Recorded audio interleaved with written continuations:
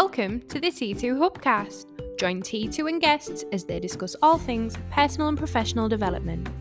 The T2 Hubcast, brought to you by the People Performance People. Hello and welcome to the T2 Hubcast with me, Tracy Roberts. And me, Spencer Locker. Now then, Spence. Now then, Trace. How are you doing? We're doing good. How are you? Yeah, I'm good. I'm enjoying a bit of podcasting while we've got a bit of downtime. A little bit of downtime on the down low, as they We don't say. get this often now, do we? Because don't. we're so busy out with all these lovely partners that we work with. And even when we're not busy, we're usually busy somewhere else. It's very rare that we're in the same place at the same time. Yeah. So we thought we'd use an opportunity. Yes. Because we've been chatting this morning, haven't we, about sharing our experiences with working with our fantastic partners over the last few weeks, with it being a bit crazy, and kind of checking in with Martin about some of his experiences too. And it really kind of shone out that actually we're learning as much from the people we're seeing as we're trying to hopefully impart some wisdom on them. So we thought we'd kind of try and shine some light on that, right? Yeah, some molten droplets of gold. I like it. Yeah. I like little bits of wisdom that have been sort of picked up. Casual wisdom, I think. Yeah. Casual wisdom that these are the things that it's not really structured. It's not something that you it's not formal learning, but somebody will say something in a session and it'll make you sort of sit back a little bit and go, wow, I hadn't really looked at it from that perspective. Or maybe they've put it into a slightly different context. Because, and this is something that I realised quite early on, but I never really sort of, well, no, I suppose I did understand it. I think I just took it for granted. So when we do what we do, when we engage with a client, when we work a room, bring the room alive. When we do that, I think we specifically talk in a generic fashion because it has to be generic for everybody to understand it. Yeah. So when we start talking about life balance and the balance of rights and responsibilities, you have the right to be enlightened and you have the right to be taught and you have the right to gain new information, but you have the responsibility to put it into your own context. And I think that that's one of the things where a lot of people fall down, is that they'll take it at face value in a generic sense, and they'll try it and fail and then turn around and go, that didn't work for me, and then dismiss it. And I think that people need to sometimes take this, the information that they are given or they find, they stumble upon, and they've got to sort of say, right, okay, now I need to put it into my context. What does that look like in my world? And I think applicable. And I think that's when they do that and they get it right. You've got, I say they, I mean we, because we're just the same, aren't we? We're only human. But you've got more chance of it actually working and addressing the issue or the problem that you've got if you put it into your context and work it, if you open loop think it. And if you reflect on it sometimes, because, I always say this, come in with an open heart and an open mind, because there'll be certain things you'll connect with straight away and you'll think, that's pertinent to me. It's relevant to me. I can action that. There'll be other things that you'll be a little bit more hesitant with. Maybe it's just not the way you see things, but actually on reflection, there's maybe bits, little, like you say, golden nuggets you can take out of that. And actually you'll catch yourself doing things sometimes. I definitely do that. I think, I didn't think I did do that, but I actually just caught myself doing it. So I must do it, And I think if people can stay open-minded to that, I mean, and then what we learn from that as, as people who work at T2 is that, the people who are openly engaging in even challenging conversation, challenging us sometimes in a way, in a positive way, I think that we can really learn from that. Certainly. And I think reflection is massively important. I'm a big reflector. No, really? Yes, I am. I'm a big reflector. But one thing I've been challenging myself with lately, and when I say lately, in the last couple of years, is honest reflection. Because I don't know about you, but in my past, I have reflected on things from my own bias, if that makes sense. I've justified my actions. So it's like when you do your print report, for those of you who haven't done it, do it. But do your print report, and then you sort of circle the things you agree with and underline things you disagree with. Then you show it to somebody you trust, and they say, well, what things are they? Because on page 6, it's not great. No. But when they go on to page 6 and they say, what are these things that are underlined? And you turn around and go, don't worry, love, they don't apply to me. And they go, really? Because in 2004, we went on holiday and you did this. Yeah. Well, that's that. No, it isn't. Yes, it is. Yeah. And again, it's not a character assassination or throwing people under the bus. It is people seeing things from a different perspective, because we can always justify our actions because, you know what, it is what it is, and I did it because of that. And sometimes we can be a bit dismissive. And it's like when we do studying, we tend to when we're sort of studying for an exam, and we are, what's the word? We are revising. Yeah. So when we're revising for an exam, a lot of people, I'm not saying all of people, but a lot of people will, if they're being honest with themselves, tend to revise things they already know, to sort of get that dopamine and serotonin flowing in the brain as well, maybe. But with the stuff that they don't know, they don't understand, it can bring the cortisol it's forward. The last thing they do. And so it's, I think I'm making a concerted effort to really try and look at things from different perspectives, to sort of change. I won't say change, modify my behavior a little bit. It's your self-talk, isn't it? If you are naturally more wired up to be more reflective, then you're going to have to be more conscious of that. If you're the opposite end of the scale like me, where I'll literally run at things to try and get them done quickly, I still suffer a bit from that, because I run so fast to get things done because I'm a doer, that sometimes I have to force myself to sit and reflect to learn from it, if that makes sense. So I'm almost the opposite way. Then I can overthink it. So, but what I have done, same as you, is stayed very, very kind of much in the space of I love humans, most of the time anyway, unless they're slow moving. But what I like is to be able to observe and learn and take things from situations and stuff that you're sharing with people, really. And I really do make a conscious effort now to sort of stop my internal narrative going, okay, let's stop talking now, let's get up and do this thing, because that's naturally what my body wants to do. And I said, no, okay, let's take this in a little bit more, let's stay open-minded to this situation. And I must admit, I've seen some real plus points from doing that, accessing that part of me a little bit more, because I definitely don't miss as many opportunities now. All right, for okay, sure. Yeah. So, on the subject of droplets of gold, molten gold, wisdom, that has anything sort of popped up in your world that you can bring to mind? Yeah, I mean, I guess what I'm learning the most at the moment is let's just talk about some of the fundamentals that we do first. The print workshop for me, it really is still to this day, I love delivering it, because the one thing that I'm really picking up on is that we assume that a lot of humans take the time to consider other humans. And from what we see, that's just not the case, is it? Yeah. What I love is the vulnerability that comes from that when people do realize they haven't done that.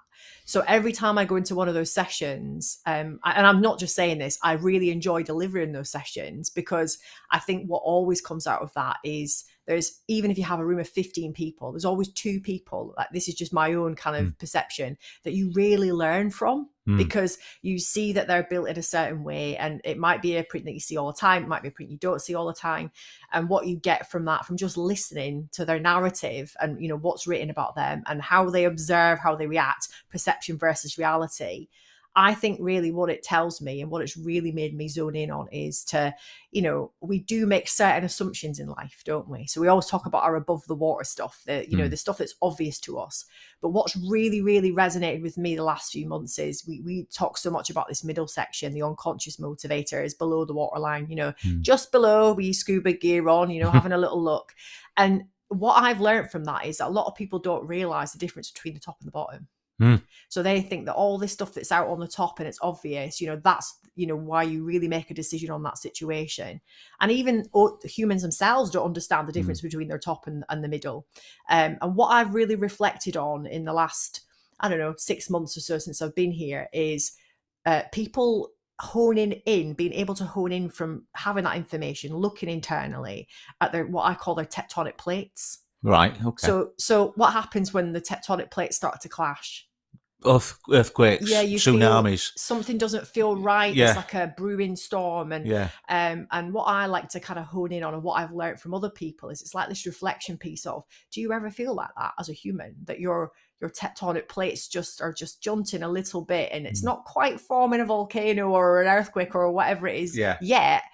And people go, oh God, yeah, I can't quite put my finger on that. And when we dig down into the human behavior aspect of it, and the triggers and the toxicity in a workplace and all those things, it then allows them to put their finger on it and go, do you know what? I get it. I get what you mean by that now. Yeah. Because now I understand the stuff here underneath that's in me, my autobiography that's in my brain, that I, just like you said, I reflect back to all the time.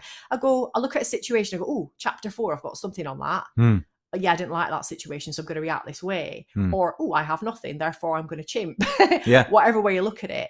I think when people start to make that connection, and I just absolutely love the conversations that come back at us and how they explain, you know, how they've become that person, you know, their experiences and stuff. So my reflection piece to start with is probably is that people becoming more aware of that top and middle behaviors.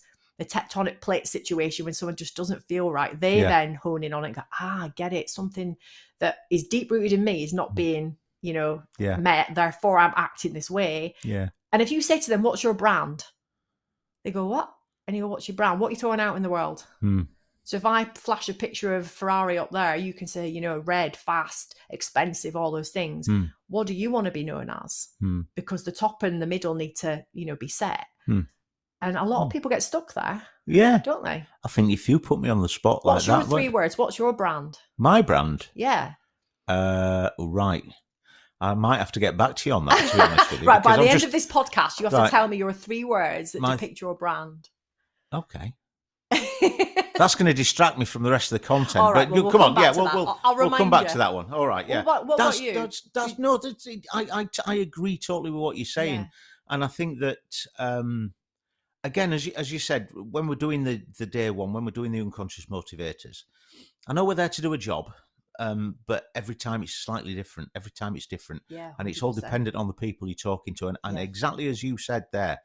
It's these things that are coming back at us, and you're looking at people, and I'm not saying you make judgments, but you can see when people are open-minded. Yeah, you can. You can see when people are skeptical, and I don't get me wrong, I like a little bit of healthy skepticism. 100%. I like somebody. I don't like people who just it's not that I don't like people. But there's some people who are just willing to drink the Kool-Aid go with the flow, and it is what it is, and there's nothing wrong with that. But when somebody turns around and says, you know what, I'm open-minded, I'm willing to give it a go, it is what it is. I'm not a fan of cynicism, which I basically think that is people turning around saying, oh, no, whatever you say, I'm going to disagree with. But yeah, these times when people turn around and they go, wow. And again, it's not necessarily new information, but it makes sense of what you already know, and that's quite powerful. And then listening to what they say and how they put it into their context is incredibly powerful. And it's like when I mean, not so much it has happened with the print stuff, but there's 2 things that really sort of spring to mind when it's putting things into your own context. So when we do the chimp paradox stuff and we're talking about managing the chimp, I remember a couple of years ago, this lady turned round and we were talking about managing the chimp, boxing the chimp. And she turned around and she went, penguins of Madagascar. And I went, yeah. I'm sorry, what do you mean by that? And she says, right, okay, so there's a guy who works with me, and I've got a great relationship with him. I really enjoy working with him. He's a lovely, lovely guy.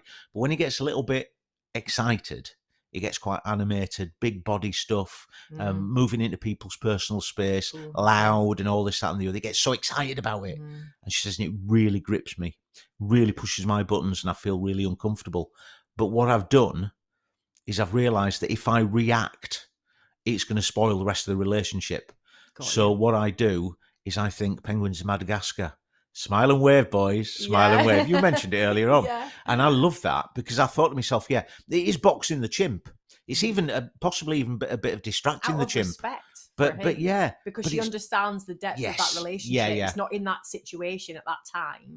It's the depth of and also I should imagine thinking about others as well, because she might feel like that, but other people might live off that energy from that human, right? They might go, I love the fact when he comes in and he's animated, he's passionate. So again, boxing distracting, but for a bigger purpose, not because she's not going to say her thing. It's just that she feels in that moment that's the best way to deal with it. And it's put the whole concept into her own context. Yeah. So she's made that connection, and it's like, wow, yeah, I get it. Yeah. The other one, and the other one, it was a very similar situation, but it was a day 2. So we're talking about situational leadership, and we were talking about high coachability, low production, and we were looking at the needy child, and we were talking about the probably different the most ways. common person that we we get. Yeah, I've got quite a few of those in my team. So we're talking about the directive style and the coaching style, and we're saying, right, okay, so with the coaching, you might want to do a little bit of coaching with them, build up the skill, build up the confidence, this, that, and the other. But he'll get to the point where you've got to just let them go, and they've got to step forward and they've got to do it, and that's where the directive style comes in. And this woman turned round. This lady turned round, and she said, just like the Greeks. And I'm like, what? What do you mean by that? She went, right, okay. So when the Greeks had a empire, the Greek Empire back in the day, what they'd do is one of their things was they turn up at wherever they were going to invade. They turn up on the beaches in the ships, and the first thing they did was they burnt the ships. Because this is the thing is, then the Greek army knows that the only way is forward. They can't sort of go in half-heartedly and then retire back to the ships and go back out to sea. They can't do that.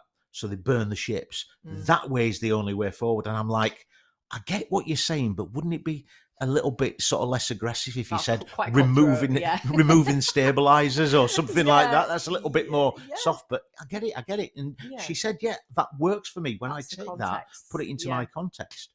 So that's two for me. So I think the other one I think I mentioned to you earlier was when we do situational leadership. I love that day, by the way. It's really interactive, isn't it? And we do like loads of bits in there, and a lot of the people who get the most from that day are people who are just coming into leadership positions. Or they're junior leaders. I mean, we do adapt it more if we're going to work with a slightly higher level anyway. But what we tend to do is try and give them loads of tools, right? Plug and play stuff. So, we give them the kind of archetypes of people they might be working with. And we get them to think about their leadership style and how they can lean into all 6 types of leadership. So there's loads of stuff comes out. But one of the bits of feedback that we do get coming back is that the sort of stresses and strains that is there within their roles is their baggage. Okay. So, and we were talking about this morning, aren't we? Because we're both a fan of a Bergen.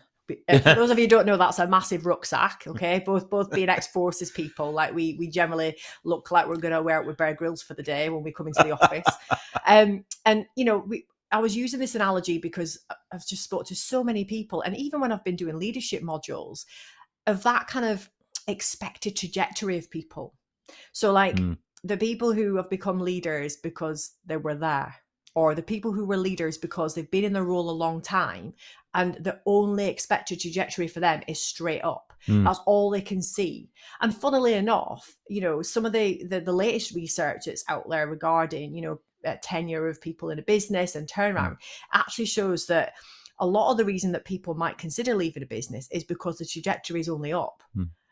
Businesses are not creating opportunities side to side. But the reason I'm sort of mentioning this now is because I always explain it like this, as someone who has to have skill, a skill worker, you have to sort of like, or a knowledge worker, if you like, you have to sort of like start work, like you do at school, turn up with your rucksack or your Bergen. It's usually just got your lunch in at that point, right? And a pencil. So think of it that way, right? Yeah. But then as the weeks progress, more and more goes into that Bergen, right? And as you're picking up new skills, they go in there. If you're picking up new responsibilities, they go in there. So think of it this way: you're trying to kind of scale this kind of ladder, if you like. And as the years kind of progress in your career, even before you're a leader, this rucksack is rammed, right? And usually, when your rucksack is rammed, people go, "Oh my God, they're brilliant at their job. We should give them a manager's job." And because that's what's expected. But what happens? they don't take the rucksack off and give them a new one for going to big school. No. What happens is they just keep filling the rucksack, or that person will progress up to the ledge, which is the leadership ledge. Yeah. And I'll say, right, wait here a minute. Here's a few more things that need to go in there. Yeah. Keep climbing. Yeah. And these people go, oh, so I've taken all these years to learn these skills and my rucksack's full. You're not going to take these off me? No, you've got to keep most of those, but you've got to keep, traveling upwards, and you've only got a moment here. So here's just a few tips on how to be a leader. Yeah. And as a consequence, they're climbing and climbing. And imagine how heavy that rucksack's becoming. Yeah. Okay. Now, some people get skilled very quickly, don't they? And they can lift that burden all the way to the top. But most of the time, that burden's very, very heavy. So we're coming at them with situational leadership stuff that really gives them the support to think out loud. But a lot of these people do report that this burden does feel very, very weighing on them, because naturally they've just been expected, because they're good at their job, that they're going to be a good manager. And one of my biggest reflections is that most of the people we come into contact with haven't actually chosen that direction, or maybe have gone that way, but maybe only because it's expected of them. You know. So as a bit of a thought, to those that are listening, the thing I always kind of think about is that burden, because you've got to teach them how to get rid of stuff. Yeah. You can't, they don't know how to delegate properly. We go through the delegation dilemma with that. They don't know how to kind of dissipate some of those skills out or lose some of the baggage, bin some of the rubbish, whatever it might be, clear the filing system out, get your rat packs at the bottom. Yeah. And if you don't do that, then your leadership skills are going to be the pots and pans that are tied to the outside. Yeah. Or at the top, falling out over the top. And and the other side of it is that it's hard. So even think of you as a human carrying that rucksack. You don't want to part with this stuff. No. And that's your skills, because you're looking at other people in your team as a new leader going, yeah, but I could do that in 10 minutes. Yeah. So then you jump in and you rescue, and you don't go into the challenge circle, which we use in our delegation dilemma, and trying to get people to really think of it that way. I think it really helps frame that day too. Yeah. And I learn a lot from them by them saying, yeah, but I'm still doing the other stuff I was doing as well. Yeah. So I don't know about you. Do you kind of get that feel that it's sometimes just an expectation you're going to pick up those skills and that you're going to carry that burden and you're going to keep going? And, it's not until we get some sort of help externally, i.e. us, where actually you'll maybe get a bit more help with being a leader. Yeah, I think one of the best bits, just coming that from a slightly different perspective, is these emerging leader programs. So these are the people who are either brand new into leadership or are being groomed, and I hate using that word nowadays, are being groomed for a leadership position. And the people who are sort of running the organisation are sort of saying, right, so these people are going to be running teams. So we want to get them the skills before they get there. And it's sort of, I don't know whether it's a case of getting rid of old skills that they don't need anymore, no, not or at all. just marrying them up and sort of saying, right, okay, then, so this skill that you've got here is transferable. And I think this is one of the things, before we go into, because we're in the rundown to the clock now, but I think this is one of the things that when we start thinking about veterans, so again, I don't want to bang on about veterans, but when we start, but we are, but when we talk about veterans, we find time and time again, we talk to people where when we're transitioning from being in the military to being a civilian, we realise that the skills that we take for granted that we learnt in the military aren't necessarily documented and aren't necessarily a recognisable skill. However, one of the big values of employing a veteran is the transferable skills they pull across. Some of the soft skills, punctuality, appearance and bearing, things like that. Yeah, of course. But all these things are actually transferable skills, or a lot of them are transferable skills. And I'm not blaming the employer here, but I'm actually blaming some of the military, some of the veterans, because it's not their fault, but they don't see it as transferable. No. And that's probably another podcast. It is. We can definitely, you and Martin can definitely share our experiences on that. But I think that's a really valid point, that you naturally don't always think of that as your own narrative. It's not until someone actually sits you down and points these things out that you go, right, okay. Yeah. So that makes perfect sense. Before we actually wrap up, I've got to share this with you. I've mentioned it before, but never on a podcast. So I think I ought to do this, because we were doing a session with some NHS nurses not that long back, and these nurses were nurses that have been working for quite some time on COVID wards. So we started working with these nurses quite a while back, and obviously, from a technical perspective, and I mean this is a medical professional, it's been a bit of a shit show this last 2 years, hasn't it? Yeah, of course. It has, yeah. So they've been brilliant. They've done what they've done, and it's been great. But I was in this situation where I was working with this cohort of COVID nurses, and we were talking about Mihai Csikszentmihalyi's flow state theory. Yeah.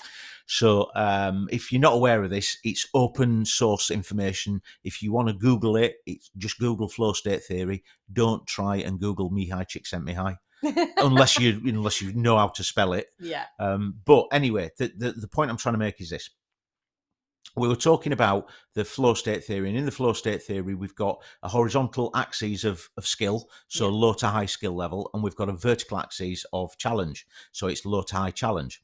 So one of the things that basically, without actually going through the entire sort of thing, is if you are in a high skill state, and you've got a high skill set and you've got a high challenge, you're in flow state, or you might go into a arousal, or you might go into control. So it's in that top right hand performance, top right hand quadrant. So we're going all through this, and the thing is, if you've got a low skill set but a high challenge, you're in anxiety.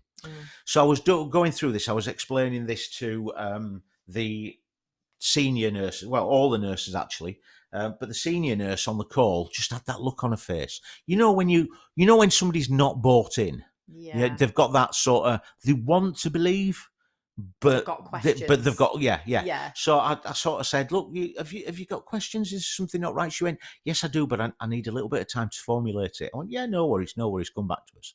So I went through the rest of the session, and as we were doing the wrap up, I came back to her and I said, have you got that question? She went, yeah. I went, okay, then come on. She says, right. So at the beginning of the COVID pandemic, it was unarguably we're in a state of anxiety. So it was high challenge, low skill set, and the thing was with this low skill set was the fact that it was unpredictable and it was random. We were in a new place, we didn't know what was going on. So every time we went off shift and came back on shift, there was a different procedure, or it was a different routine, or it was a different PPE, or whatever. So we were in anxiety for quite some time. However, over a period of time, it settled down. We knew what we were doing. We had the resources, we had the PPE, we had all the good stuff, but we were still in anxiety. And I'm like, right. And she went, yeah. So I've got a big bunch of, or I've got a bunch of highly skilled nurses who are very well motivated in a high challenge environment. I went, yeah. She says, so by flow state theory, they should be in flow, or arousal or control. And I'm like, yeah. She says, but we were in anxiety. And I'm like, right, I get it. Okay. So you can imagine that was a little bit challenging. And of course, Mihai Csikszentmihalyi spent a lot of time formulating this. And this is the thing that sort of dropped into my coffee pot and came out brown, right?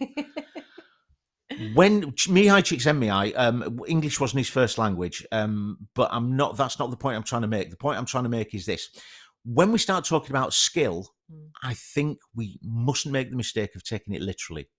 I think the better word for that, and obviously we can't change flow state. No, it is what it is. Yeah. But I personally think that the better word for the skill place would have been capacity. So if we start thinking about challenge situations, we might have all the skills, but in this case, they didn't have enough of them, as in nurses. So we had highly skilled nurses. We didn't have the capacity to deal with the challenge because we didn't have enough nurses. So that really made me look at flow state theory. Take skill out of the way, put capacity in there, and it just gave it a different dimension for me. It's certainly situational and very pertinent given what we've just been through. So it's good to see things from their perspective, isn't it? Certainly, yeah. Not everything is just as straightforward as a state theory, is it? It's very, very different depending on where you work, and I guess all the circumstances surrounding what's going on. Yeah, and I think, again, just rounding it up now, Tracy, I think, like everything else we've talked about in the last sort of half an hour, it's having the power to put things into your own context, not blindly accepting, but sort of going, right, okay then, so what does that look like in my world? And I think that's extremely powerful. Yeah, putting another set of glasses on really does give you a different vision, doesn't it? And Yeah, I think that we can all learn something from that for sure. Yeah. Tracy Roberts, coming to the end of it. Thank you ever so much. We've had a good old natter there, haven't we? Excellent. So thank you, Tracy, and we'll be back with another T2 Hubcast very shortly. Bye-bye now.